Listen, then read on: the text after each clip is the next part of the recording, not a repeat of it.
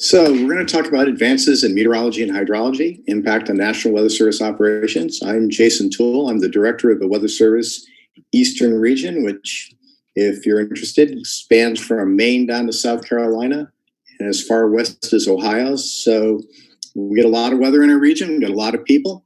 So we're going to just talk about what's going on in hydrology and basically then walk you through actually how you can access some of this information. So this is going to be a little bit different in terms of the opportunities to see actually how you can access some of this latest information. So first, what I'm showing you is a screenshot of weather.gov. And this is your tax dollars are paying this. And you're getting, if you type in weather.gov, this is what comes up. What you see is a map of the U.S. And all those colors on the map of the U.S. are current warnings, advisories, and hazards that you can then click on and find more information. But most importantly, if you wanted to get a forecast for your local area, you see that little yellow box I've highlighted. You enter your city or zip code. The Weather Service puts out forecasts every 2.5 kilometers over the entire lower 48. So over the CONUS, basically every 2.5 kilometers, there's a forecast. And a lot of the weather apps out there actually use this information and they mine it from the Weather Service website. So if you have a weather app on your phone, this is where you're getting the information from. So if you were to put in Baltimore and choose the airport, not that anyone lives at the airport, you would end up with something that looks like this. And this is what we call our point and click page. It gives you a local observation over here. It gives you the smiley, what I call the smiley face weather, which is our graphical look at the weather for high and low temperatures, probability of precipitation, what kind of precipitation, going out 5 days. And basically there's more information than that, and I'll show you that in just a second. If you wanted to look at hydrological information, you would click on the highlighted, yellow highlighted river lakes rainfall button, and that would take you to hydrological information. So what I'm going to do is I'm going to switch to, let's see, to Firefox, and I'm going to switch to a different application and go over here to do some menu deconfliction. All right, so this is what the homepage of the Weather Service homepage looks like. As I said, weather.gov. You can see the button here, and this is, you can see all the active warnings. We have some severe thunderstorm watch down here in the Carolinas, a tornado watch here in orange. So there's a lot of weather going on. So let's go and pretend that we entered the information for Baltimore Washington Airport. This is as of 5 o'clock today, but we can refresh this. We'll do this live. And you can see you get some news headlines up here. You have the observation at the airport. It's 69 degrees. It's calm in terms of winds. Gives you the pressure, the visibility. And then you have the outlook for basically the next 5 days. Looks like getting a little rain tonight. Rain chances Saturday starting out a little showery in the morning with probabilities decreasing in the afternoon and decreasing overnight Saturday, and then mostly cloudy for the rest of the weekend with a little more sun on Memorial Day. Highs, 81 on Saturday and 73 on Monday, Memorial Day.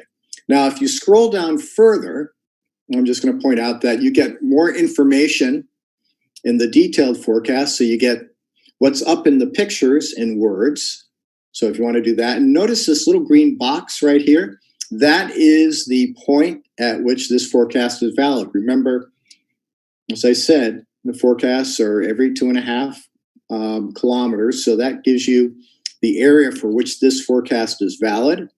And then if you wanted to get more information, you wanted to look at the radar or the satellite photo, you can click on these images right here. But what's really cool, or really cool if you're a geek and you like weather, is you can look at the forecast graphically. And I'm going to click right here. And what it's going to bring up is what we call our hourly weather forecast graph. So you get the forecast in terms of hour increments for the temperature, dew point, wind direction, and wind speed. And if there were gusts, it would be a little g above the wind barb. You have the relative humidity and precipitation, the amounts that would be forecast down here. And then if you have a possibility of thunderstorms, we only have a slight chance of thunderstorms this evening, it would show up here in the red bars. And you can scroll out. This goes out 2 days, and you can actually pick whatever period you want to start. You can go forward a day, click submit, and then it advances and it starts at 1 p.m. Saturday, goes out 48 hours, and this goes out 7 days. So this is your point and click. So that is what the weather information looks like, and anyone can access this. It's all free of charge. Weather.gov. You just follow the steps I gave you, and there you have it.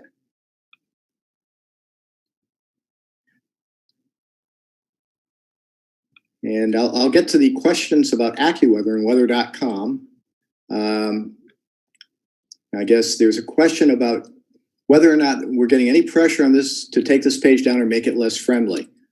Well, the answer to that question is no, we're not getting any pressure.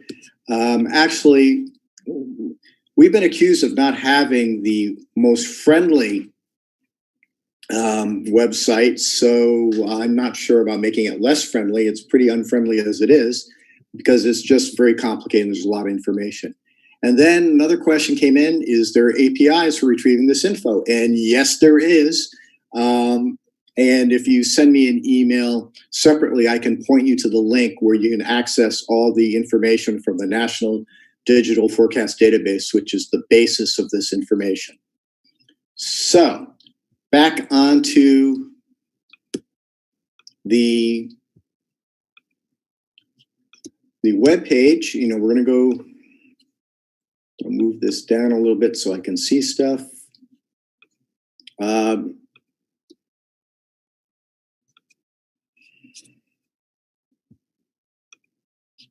going to go to the hydro page, and this is basically the hydro page. I can dismiss this. All right, someone can tell me how to make the questions go away.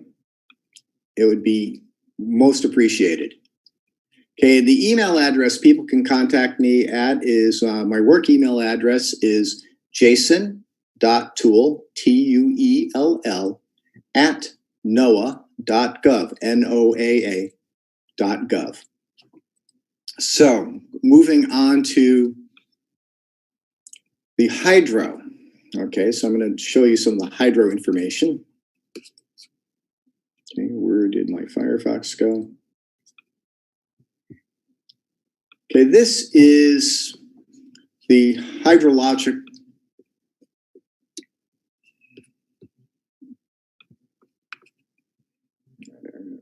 There, I can make the questions go away so I can see things. Okay, this is the hydrological information. So if you go to weather.gov, I'm going to go back to weather.gov, and we're going to do this from the top.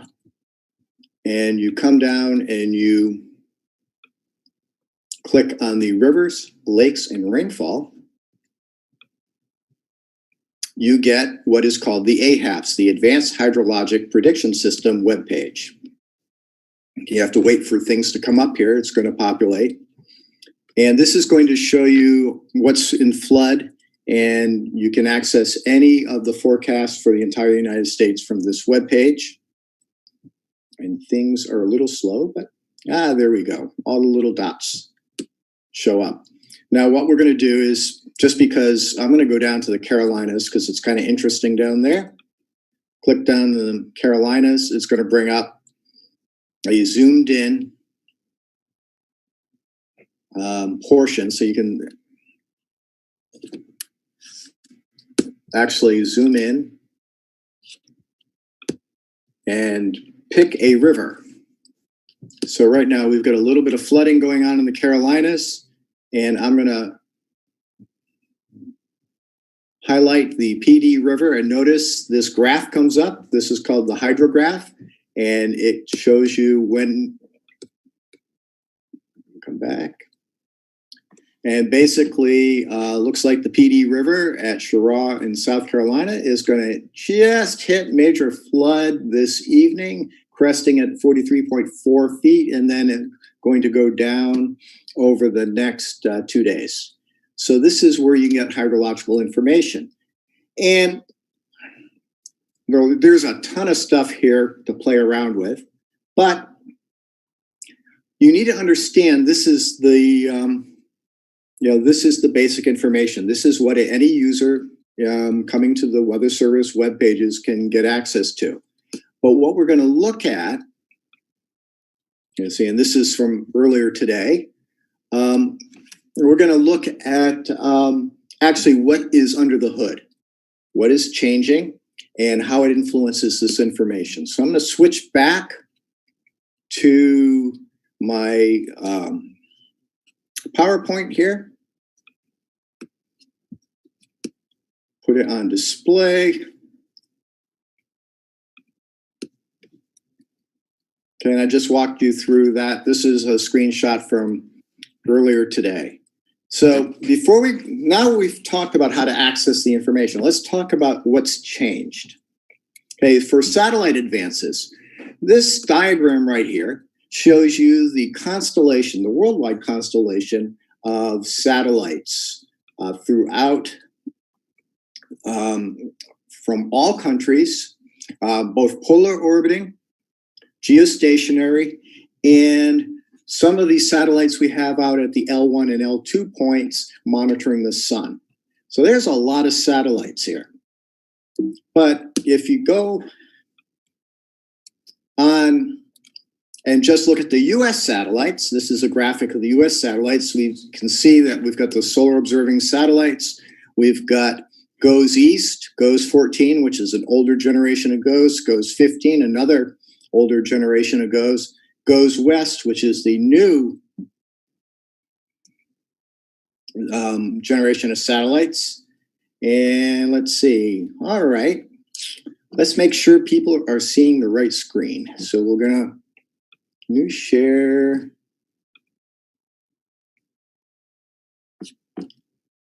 Make sure I'm sharing the right thing. User error. So, can everyone see the satellites? Okay.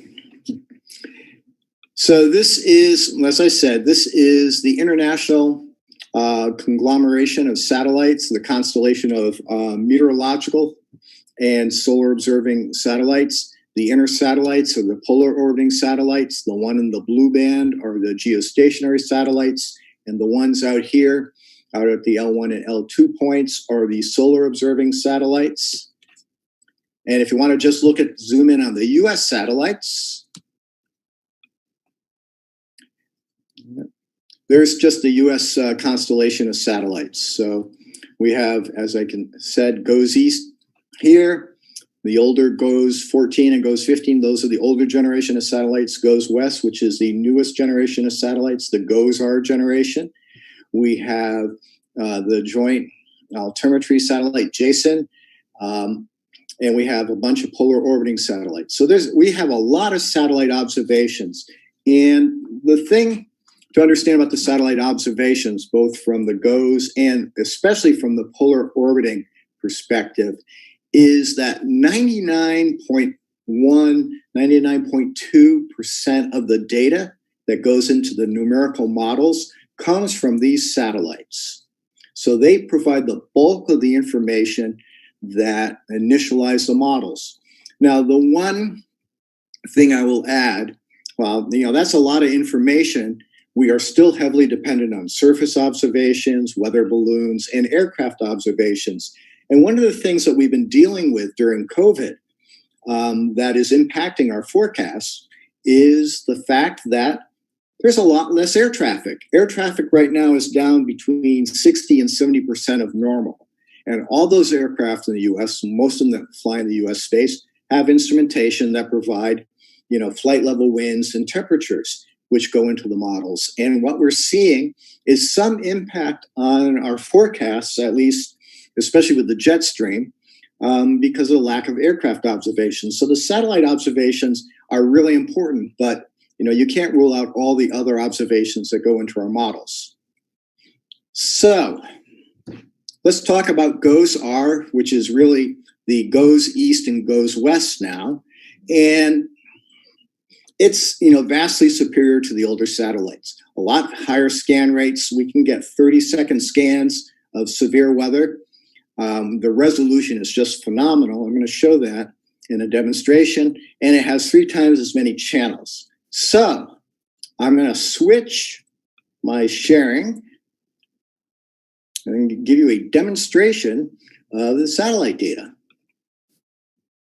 So I'm going to go back here to Firefox, and we're going to go to the goes east. Okay, can everyone see let's make sure everyone's seeing the browser with this goes image viewer. So tell me, say yes, good. All right, when I say there's a lot more channels and a lot more going on, this is the menu.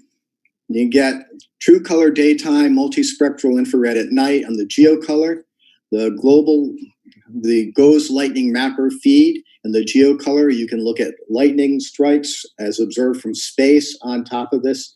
The air mass looks at, it's an RGB composite, so you can get some sense of what's going on in the atmosphere. We have down here lots more options like day cloud phase, so you can actually see whether or not there is detect ice crystals. You can detect cooling cloud tops. Same thing with nighttime, night microphysics. You've got all sorts of different bands in the visible. There's just a lot of cool stuff. So I'm just going to show you some satellite photos because I think it's actually kind of cool. So we're going to go to the geocolor, and we're just going to pull up the highest resolution here. And this is what is happening in the atmosphere right now. You can see, I don't want to do that. Zoom over here so you can see the East Coast. You can see, because this is a nighttime visible, you can start to pick up the city lights through thin clouds. You can see some lower clouds here. These are higher clouds. And if we go out here to the Oklahoma, you can start to see some pretty good thunderstorms with overshooting tops out in just north of Dallas-Fort Worth and into Oklahoma. So that is the day color. Now, if you want to look at, I think what is really cool is let's look at the water vapor. This measures the emissivity in the atmosphere, about 400 millibars, which is, it's about 20 to 25,000 feet. And this is the water vapor. And the reason this is really cool is that, let's go back to that, is what you can do is you can start to see the upper level jet stream. Now, a couple of things you can see. Big features is a big cyclonic low here over the center of the country that has been slowly drifting to the southeast. And we've got formation. We got a little trough here over the East Coast, right here. And you've got some of the rain and precipitation, and the system causing the precipitation up against the Appalachians, which has been responsible for a lot of the flooding. So this is the water vapor channel, and it's pretty cool. But you've got, we've got the mid to upper level water vapor, which is more up the jet stream. We've got a mid-level water vapor. Looks kind of similar. Atmosphere is kind of stacked. You've got that upper level low out over the center of the country, Kansas, Nebraska. And you've got a low level water vapor, which actually is a little bit more complicated. You don't see as much of the upper level features, but you can see a lot of the lower level features. So when I say the GOES-R generation of satellites has a lot more bands, it has a lot more bands. There are a lot more things to look at. And this web page out there is accessible right from the Weather Service homepage. You go to the Hydrology tab and you click on satellite info and it takes you right to this page. So that's a quick demonstration of a lot of the satellite imagery. So we're going to go back to the briefing. So I'm going to go back to the briefing and now talk about some of the advances in modeling and hydrology. All right, so I'm going to jump over the satellite demonstration and we're going to talk about hydrology now. So what we're going to look at here is this is what we currently provide in terms of river forecasts. So this is a snapshot from the Northeast River Forecast Center, which is up in Norton, Massachusetts, which is kind of right here just south of Boston. And all these green dots are river gauges and forecast points. Notice they're both coastal and then inland. And then, from those you get what's called hydrographs, which is this, time series of both observed, which is in the blue, and then forecast, which is in the dots, of water levels for all these. This is for the Wood River at Hope. And this is what it looks like. And it also includes maps of, big input into hydrology and river flooding as precipitation. So you get a daily map of the previous day's precipitation, and then you get a forecast map of precipitation for the next 24 hours. So this is what our current hydrology looks like. Now, all that information is produced by River Forecast Center. This goes to a weather forecast office, and they turn that information into information for emergency managers and the public. So they take that forecast information and they provide decision support briefings to emergency managers and public officials. They create flash flood and flood warnings. These are text products that basically tell you bad things are going to happen. And then the most dire of our warnings is the flash flood emergencies for those events that are extremely short fused. You've got to take action now. And those are the ones, flash floods and flash flood emergencies are the ones that light up your cell phone. But the problem is these warnings aren't specific enough. They don't have enough detail in terms of location, timing, impacts. And unless you're a hydrologist and are used to reading hydrographs, the general public doesn't understand what a hydrograph is. Basically, what they want is inundation. Where am I standing? Are my feet going to get wet? How deep is it going to get? And when it's going to get dry again? So we needed to do something to address those deficiencies. So in doing so, what we're doing is we're going on to creating the National Water Model. Now, you have to understand that our current, we have 13 river forecast centers all over the country, and we have about 3,500 forecast points. Basically, every place we have a stream gauge, we have a forecast point. But we have a lot more rivers than we have stream gauges. So what we wanted to do was create a model of every single creek, stream, tributary major river in the entire country. And that's what the National Water Model does. So, I'm going to go on to the next slide. So, this chart here on the left is basically all the forecast points currently in our current river models, which is about 3,600 forecast locations. The National Water Model, which is running right now, has 2.7 million stream segments. So basically, we're going from 3,600 forecasts to 2.7 million forecasts.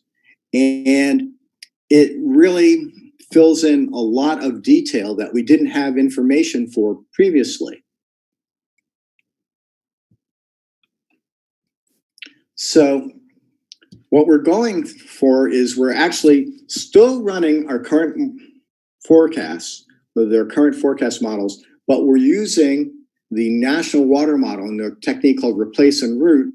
And what this is going to create is inundation maps. Okay, and there's an example of how you can take the hydrographs and the information and you can kind of move that water downstream. And then what do you get? Well, you get something like this. This is what we did with Hurricane Florence in 2018. And we take all the information from the radar, we take it from the satellites, we take the forecast information, and we can actually, with the National Water Model, project what the inundation is. So everything in the blue is what is being inundated. The FEMA 100-year floodplain is what's in orange. So this is how we can actually take this information and create real-time inundation forecasts. Now, we can't do this over the entire country yet. We can do this in limited areas. We started with Houston, and we are now doing the Northeast. And then as we do different sectors of the country, we'll fill out the entire country. But the whole goal is to get inundation forecasts over the entire country. And the heart of this is really changing the paradigm for forecasting. So here's a hydrograph. We've noticed it's a deterministic, it's a single value. You got the observed in blue again, the forecast points. And where we're going is ensemble-driven forecast, probabilistic forecasts for both the short term and the longer term. So here's an example of an ensemble-driven probabilistic forecast where you still have the observed, you have the forecast points, and the official forecasts are in the dots. But what you can also see is the range of probabilities of different river levels in terms of, the most likely is here between 25 and 75% in the blue. The likely is from 10 to 90%, and that's the green. And then the less likely is 5 to 95% here in the yellow. So not only you get the official deterministic forecast, but you can also see the spread of probabilities for water level using the ensemble forecasts. And you can do this for the short term, which is what we're seeing here. And then we'll go on to the next chart.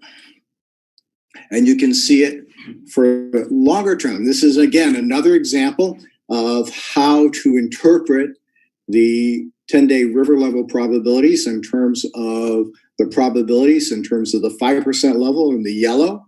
The green is 10%, and that's the 10% probabilities. The 25 to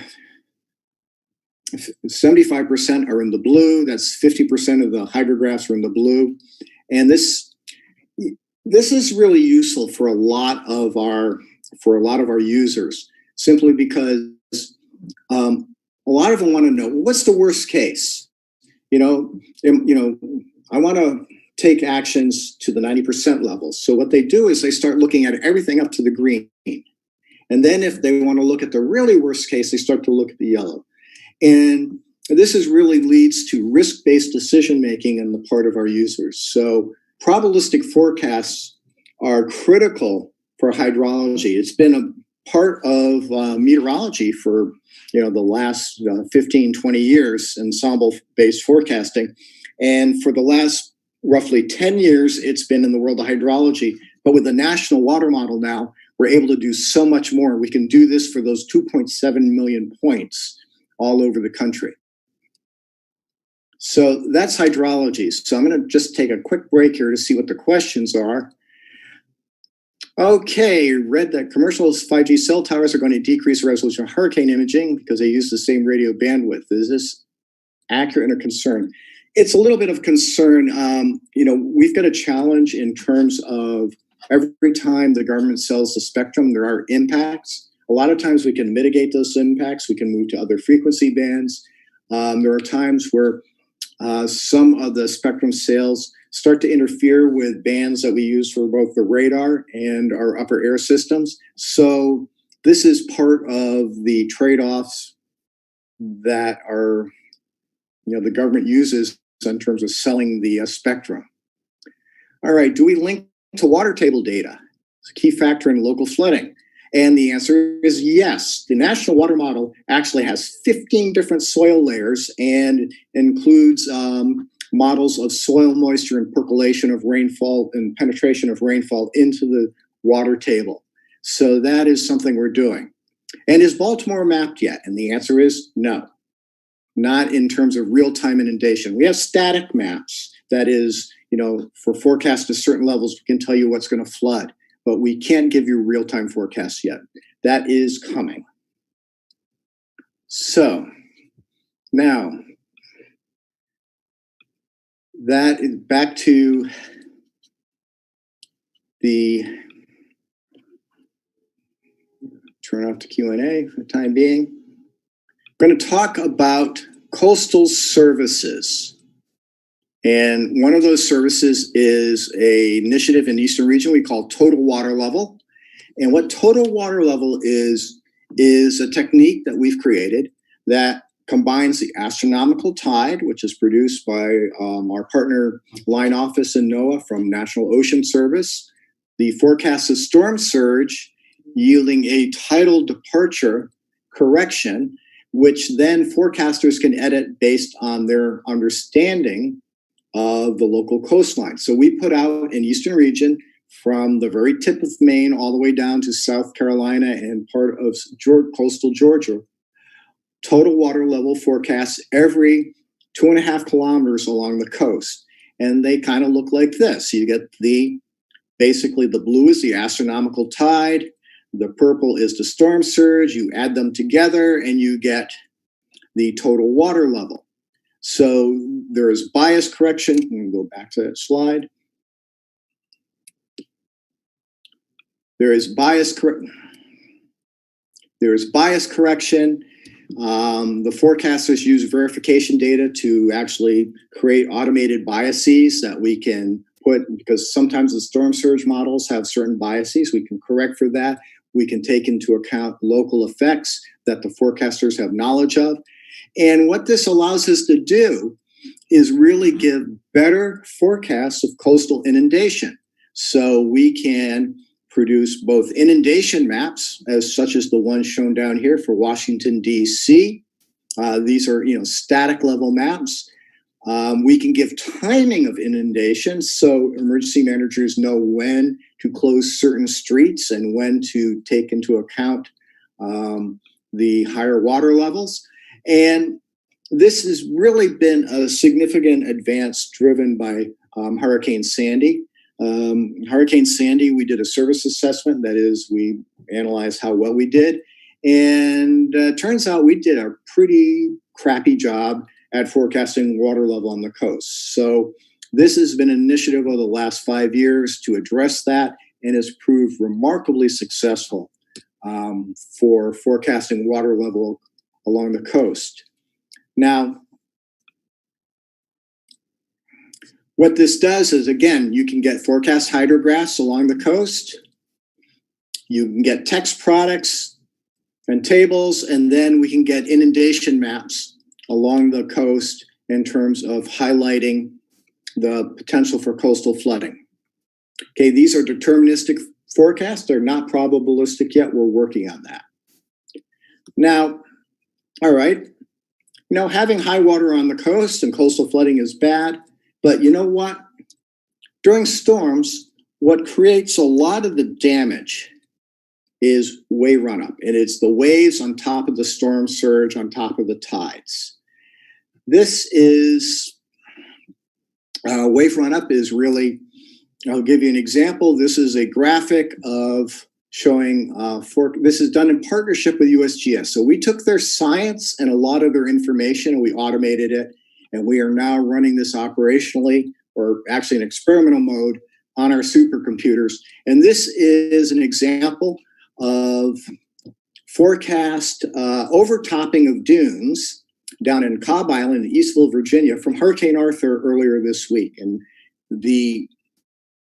this line here represents the forecast at roughly 0Z on the 21st of May. And you can see that this is an actual representation of the dune and beach profile. And you can see that when it turns red, it means water is, you've got overwash and inundation. But I'm going to switch. All right, we're going to switch back to Firefox. And we're going to go look at wave run-up. So, again, this is running in real time. So I'm going to go over here to I'm going to reload this. So we're going to start from the beginning. I have to get all these menus out of the way. So I'm going to show you how to start from this. You can access the site at coastal.er.usgs.gov/hurricane/research/TWL-viewer/, or just do a search on USGS wave run-up and this site comes in. So what you do is you click on dive in, and these are all the offices that are working in partnership with the USGS on wave run-up. Okay, all along the East Coast. We're working on extending it down to the farther down in the Carolinas and the Portland area. But we're going to go down here to Wakefield, Virginia, the office in Wakefield. Okay, it's going to load the data.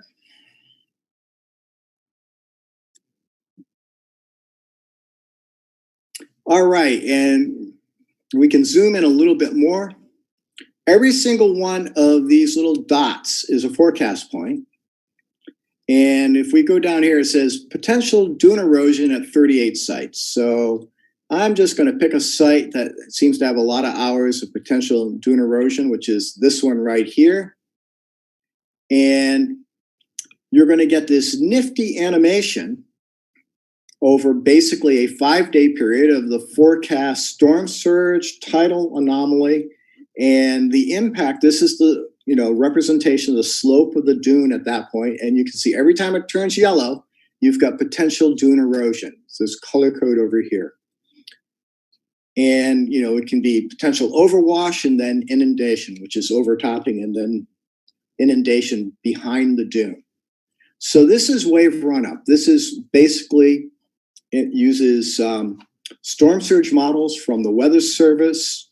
It uses bathymetric data from USGS, and all the dune slope and elevation data is from USGS LIDAR measurements. And this is run 4 times a day.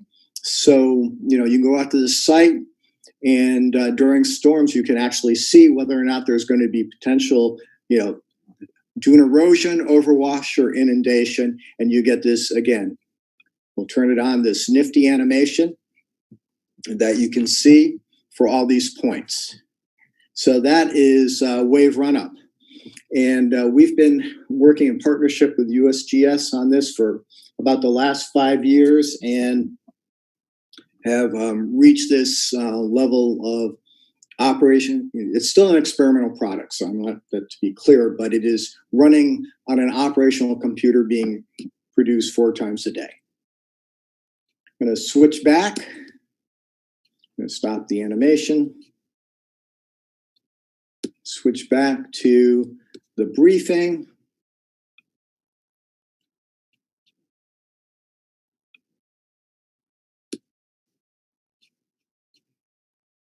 Okay, did that work? Back to PowerPoint. There we go. All right, back to PowerPoint. So this is what wave run-up looks like. And that's the end of the briefing. So I just wanted to walk everyone through just a quick summary of some of the advances. I focused a little bit on hydrology because that is one of our NOAA priority goals in terms of making major advancements in priority. Modeling hydrology right now is about where modeling and meteorology was in the 90s and early 2000s, but we've been making a significant investment in improving and transitioning to the national water model. We have a national water center down in Tuscaloosa, Alabama, and we're seeing significant advances every year in the hydrological forecast modeling and the ability to visualize this huge torrent of information that's coming at us so people can take advantage of it.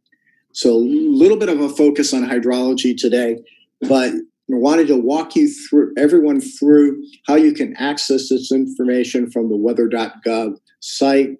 Probably went way too fast and you couldn't see the URLs, but I encourage everyone to go out there, weather.gov, and start playing around the site. I think the biggest challenge of our website is we've got too much information to share with people, and it's not the best organized site in the world, but we're working on it. So I'm going to take a look at the Q&A and see what I can answer. All right. I'm in Michigan. It's very wet. And even though you're not in Midland, the Grand River looks very high. Any info, 5 days of rain. So what I can tell you to do is go to weather.gov, okay, go to Michigan and go to the lakes and rivers, click on that area of Michigan where you're living in, and then start picking out some of the forecast points, and you'll get forecasts of the rivers and the river level for what's been happening and what's going to happen in the next week. So hopefully that will help you out. Okay, how does storm surge models in inundation problems relate to the Pacific Northwest Rift inundation model? That's a good question. Well, it's Rift is for tsunamis. And tsunamis, and you have to look at storm surge waves, which are really surface waves, and tsunami, which tends to be a bottom propagating wave. The equations are the same, but the physics are slightly different. So the Rift model is used for forecasting the propagation of tsunamis and then tsunamis into the coast. We have another version of it called SIFT as well. That's running operationally. All right, next question. Do these sites run better in Firefox, or is that a preference for use? I'm using Firefox. Actually, my default browser is Chrome. And everything runs just as well as in Chrome, Internet Explorer, and Firefox. I'm using Firefox tonight simply because it's a little bit more memory friendly when you have a lot of windows open and things going on. So next question. You talked about satellite improvements, gathering better data, but there are USGS weather monitoring stations strewn along the Earth's surface. Have they improved the technology like your satellites have? Yes and no. So we partner with USGS, and they run most of our stream gauges. So the core, the foundation of our hydrology program is the stream gauges that measure river flow and water level. A lot of the coastal gauge sites are also run by USGS as well as the National Ocean Service. We've seen advances in technology in terms of the data transmission and some of the sensors. But to tell you the truth, you're not, measuring water level is something we've gotten a pretty good handle on, and there's not a lot of room for measuring water level improvements along in the rivers. It's some pretty solid technology. We are seeing actually advances in satellites for measuring some of the river flows. So this winter, we used some of the high resolution satellites to monitor ice breakup up in Alaska and up in the Northeast, up in the state of Maine. And that was important because under COVID, we were kind of started to be restricting to go out and doing our normal ice survey measurements from the local forecast offices. And we used some of this high resolution satellite imagery to be able to monitor ice breakup. So that's an example with the advances in the satellite technology have made significant inroads into understanding ice breakup without having to make visual measurements towards the end of winter. Okay, next question. Is LiDAR topography being used for predicting inundation areas now? And the answer is yes. A lot of the FEMA flood mapping is based on the USGS LiDAR topography. We're certainly using it for our inundation models and for wave runup. So a lot of that wave runup, the whole topography and bathymetry of the beach area is from USGS LiDAR measurements. Now, I just want to say one thing about the wave runup. One of the challenges with wave runup is the dune morphology after a major storm changes and can change significantly. So what you measured, say, 6 months ago after a major storm is not necessarily the dune structure you have in place there. So, the problem with a lot of this information, it's perishable, and you have to keep updating it. Okay, any other questions?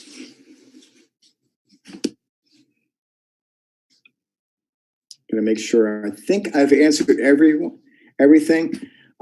Folks, I just want to thank you for your attendance. In the Weather Service, we're all about serving the public and providing information to our emergency managers so they can make decisions that can keep you safe. The one thing I will just leave you with during times of COVID, we are still working 24/7 in National Weather Service. We have a maximum telework, but our forecasters, our river forecasters, our meteorologists are coming into the office every day. We're on what we call Sunday staffing, so we're limiting to 2 people in the office at a time to keep everyone safe. And even though this is a very trying time, we are still making sure we're keeping the American public safe and giving you the information you need. And with that, I think that's the end of my presentation. Thank you, everyone.